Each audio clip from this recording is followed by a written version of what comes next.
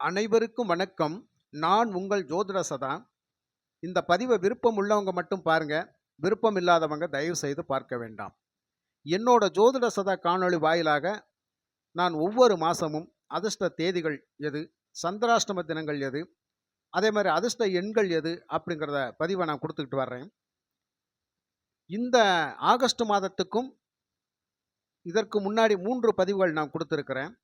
அந்த 3 பதிவுகளும் மேஷம், ரிஷபம், மிதுனம், கடகம், சிம்மம், கன்னி, துலாம், விருச்சகம், தனுசு ராசி. இந்த 9 ராசிகளுக்கும் அதிர்ஷ்ட தேதிகள் பற்றிய பதிவு நான் கொடுத்துருக்கிறேன்.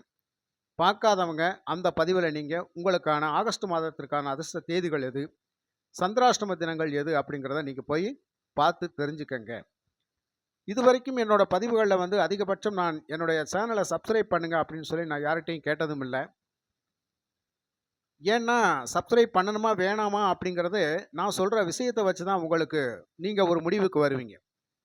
அது வரைக்கும் வலுக்கட்டாயமாக ஒருத்தர் என்னோட சேனலை சப்ஸ்கிரைப் பண்ணுங்க அப்படின்னு சொல்லி கேட்குறதுல எனக்கு நியாயம் இல்லைன்னு தான் படுது. என்னோட இந்த காணொளியில் உங்களுக்கான விஷயங்கள் நான் சொல்லியிருக்கிறேன். அது பிடிச்சிருந்தா என்னுடைய காணொளியை நீங்கள் சப்ஸ்கிரைப் பண்ணுங்கள். இல்லையா சப்ஸ்கிரைப் பண்ண வேணாம். பதிவை கேட்டுட்டு நீங்கள் விட்டுருங்க. சரிங்களா? என்னோட காணொளியை பார்க்குற நிறைய நண்பர்கள், சகோதர சகோதரிகள் எங்களுக்கு அதிர்ஷ்ட தேதிகள் கொடுங்க, அதிர்ஷ்ட எண்கள் கொடுங்க. அது கொடுத்தீங்க அப்படின்னு சொன்னால் எனக்கு நிறைய கடன் பிரச்சனைகள் இருக்குது, பண பிரச்சனைகள் இருக்குது, பண சிக்கல்கள் இருக்குது. அதுலேருந்து விடுபடுறதுக்காக நான் ஒரு லாட்ரி வாங்கலான்னு நினச்சிக்கிட்டு இருக்கிறேன்.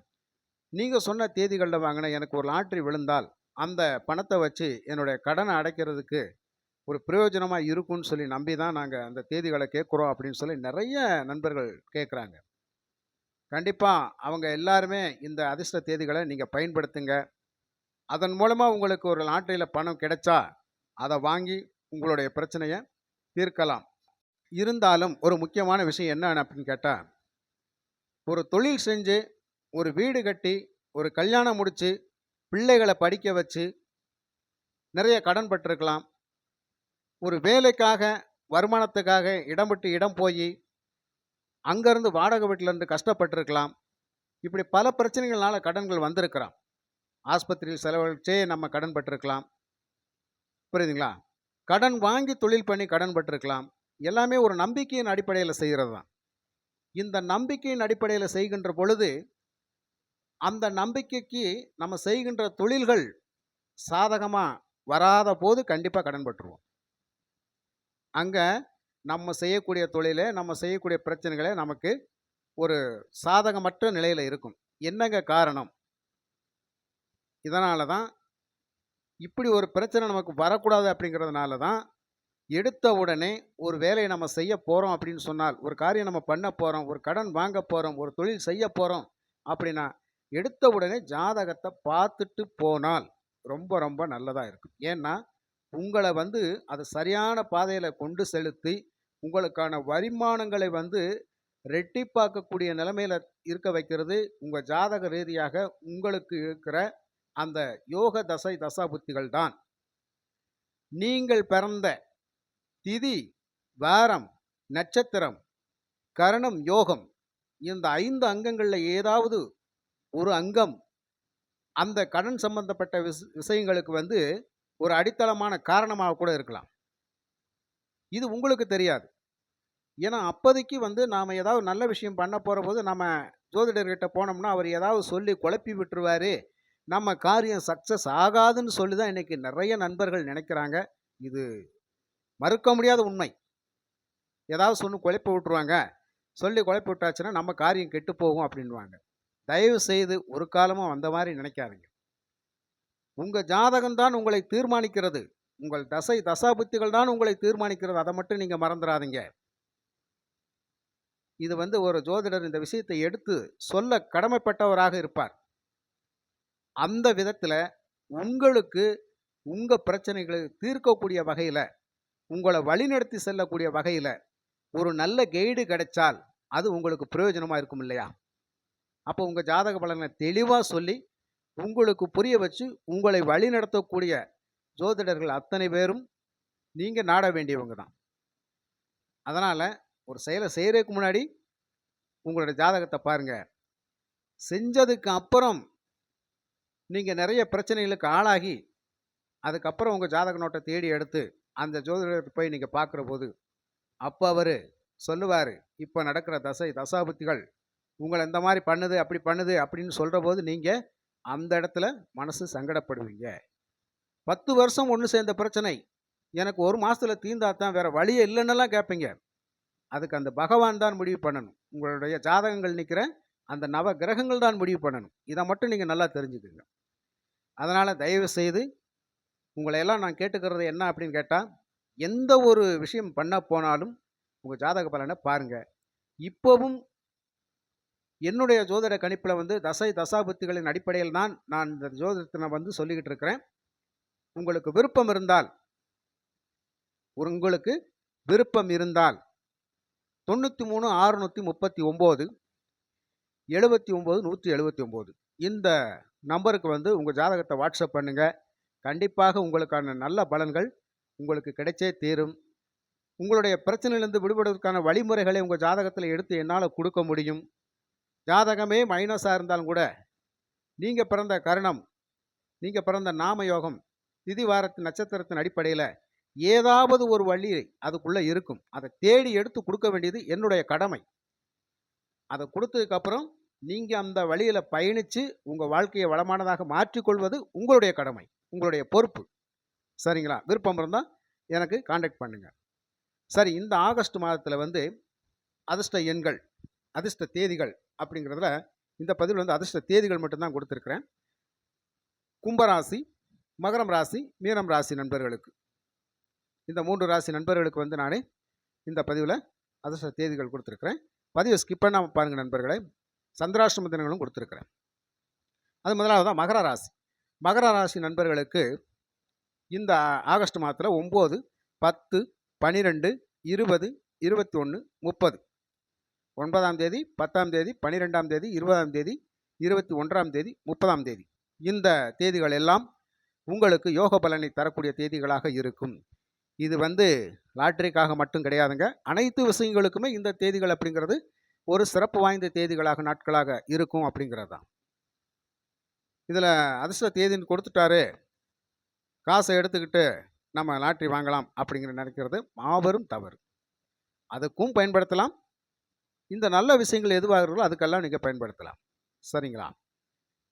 உங்களுக்கான சந்திராஷ்டம தேதிகள் அப்படிங்கிறது இந்த மாதத்தில் 5ஆம் தேதி, 6ஆம் தேதி, 7ஆம் தேதி, இந்த 5, 6, 7 இந்த 3 தினங்கள் சந்திராஷ்டம தினங்கள். இந்த சந்திராஷ்டம தினங்களில் தேவையில்லாத வாக்குவாதங்கள் செய்கிறது, வம்பு வழக்கல் பிரச்சனைகளுக்கு போகிறது அப்படிங்கிறதெல்லாம் ஈடுபட வேணாம். உங்களுடைய பண பிரச்சனைகளில் நீங்கள் கவனமாக இருங்க. போக்குவரத்தில் ரொம்ப கவனமாக இருங்க. வேலை செய்கிற இடங்களில் கவனமாக இருங்க. இதெல்லாம் சந்திராஷ்டம தினத்தில் நமக்கு ஒரு மைனஸான பிரச்சனைகளை கொடுத்துரும். வீணான டென்ஷன், மன உளைச்சல்கள்லாம் கண்டிப்பாக வரும். அதையெல்லாம் நம்ம பார்த்து தவிர்த்துக்கிறணும். எப்படி வம்பு வருதுன்னே தெரியாது, அப்படியெல்லாம் நமக்கு வரும். அப்படியே வந்தாலும் நாம் பொறுமையாக அதை சகிச்சுக்கிட்டோம் அப்படின்னு சொன்னால் கண்டிப்பாக அன்றைக்கு அந்த பிரச்சனையிலேருந்து விடுபடக்கூடிய அமைப்பில் இருக்கலாம். எதிர்த்து நின்னால் ஏகப்பட்ட பிரச்சனை வரும். புரியுதுங்களா? அடுத்ததாக கும்பம் ராசி நண்பர்கள். கும்பராசி நண்பர்களுக்கு 2ஆம் தேதி, 3ஆம் தேதி, 8ஆம் தேதி, 12ஆம் தேதி, 17ஆம் தேதி, 28ஆம் தேதி, 2, 3, 8, 12, 17, 28 இந்த தேதிகளெல்லாம் உங்களுக்கு யோக பலனை தரக்கூடிய தேதிகளாக இருக்கும். இந்த தேதிகளை நீங்கள் செய்கின்ற ஒவ்வொரு நல்ல விஷயங்களுக்கும் நீங்கள் பயன்படுத்திக்கங்க. சரிங்களா?